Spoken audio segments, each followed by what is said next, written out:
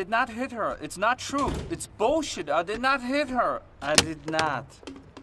Oh, hi, Mark. Hey, so welcome to my new series that I don't have a name for yet. I'm thinking something like the best of the worst, I don't know.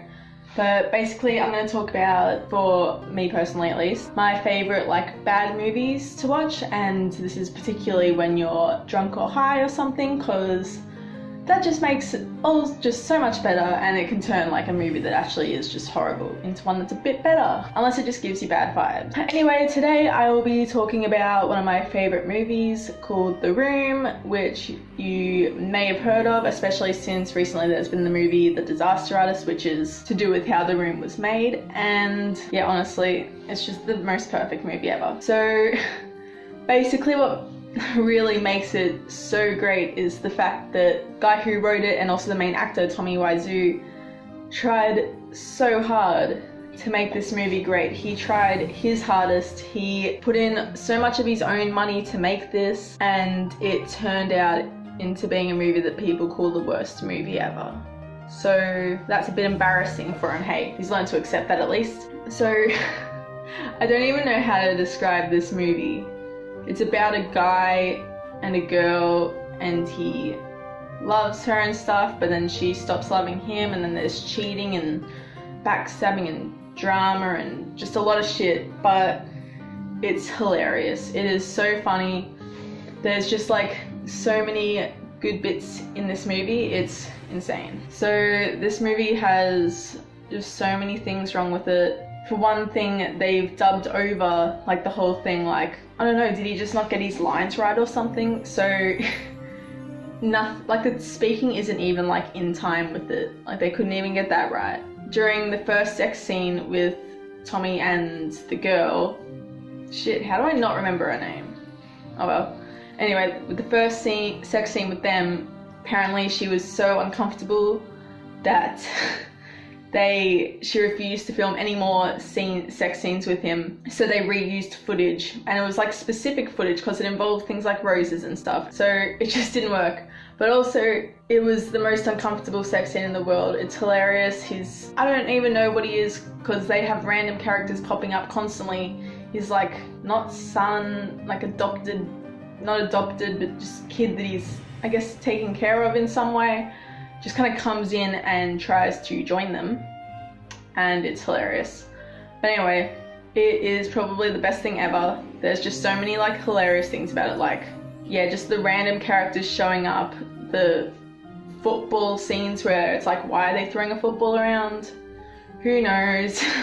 The horrible acting, the horrible dialogue, the very confusing movie. It's just so confusing because you don't even know like what's going on in it. And also like just that they created an alleyway set while there was an alleyway outside for them to use. What are you doing? He was just using all his money. He didn't care at all. And then it just became a massive flop, like, but now it's just like everyone loves it because it's so great. But I have not seen this movie sober yet, and every time I watch it, it's like I discover new things. I've seen it a lot of times.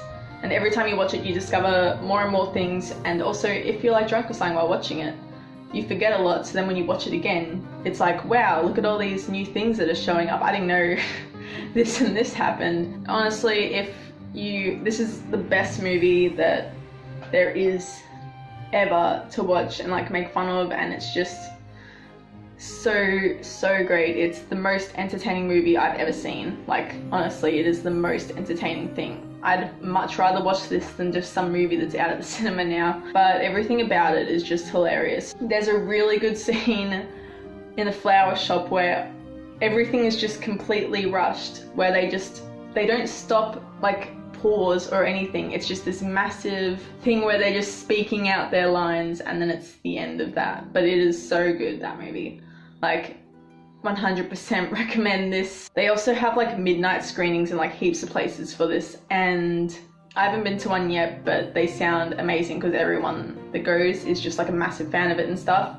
But if you're going to see it for the first time, don't watch it there because you'll probably be a little confused with all the yelling and spoons and stuff. Spoons are a thing in this movie, by the way. This will probably be the best movie I talk about in this series, but please stick around because there's so many more movies out there, and this is like a well-known one. So I'm going to talk about like a heap that people don't know as well, but I might start off with some of the more popular ones anyway, and before I get to the really weird things that I found on Netflix and the things you shouldn't watch. I've seen a lot of things that you shouldn't watch. But yeah, I recommend seeing The Room as soon as you possibly can. Get a few friends around, get out some drinks and stuff, you know, make a night of it. You're not gonna regret it. I tell like everybody to watch this movie. Yeah, if you haven't seen it, you're seriously missing out. Like, you're missing out big time if you haven't seen this movie. You're missing out on so many potential references that you could be making as well. You are tearing me apart, Lisa! But it is honestly the best thing ever, because he's just tried so hard, and it's just a horribly made movie. There's no like good aspects of it. It's just real upsetting. And yeah, also after you've seen it, I suggest watching The Disaster Artist. Just watch it like normally, because then you'll find out more things about the movie and like weird shit that went on behind the scenes. So watch that as well, but definitely see The Room. It's too good to miss, and you'll end up just telling all your friends to see it as well. But it is the ultimate best movie to watch, like drunk or high or just at all. Like, it's just the best thing. And even if you think movies that are bad can't be good, you are so wrong about that, because they are the best kinds of movies. It's like my favorite genre of movie is just movies that are so bad they're good, which is why I'm doing this series, so that other people can enjoy them as well. But that's all for today. I guess I'll see you next time I can be bothered filming a video and the internet works and I can upload it. But anyway, if you like this video, please tell me so I know if there's any point in making them, because who knows. But anyway, I guess see you later. Hi, doggy.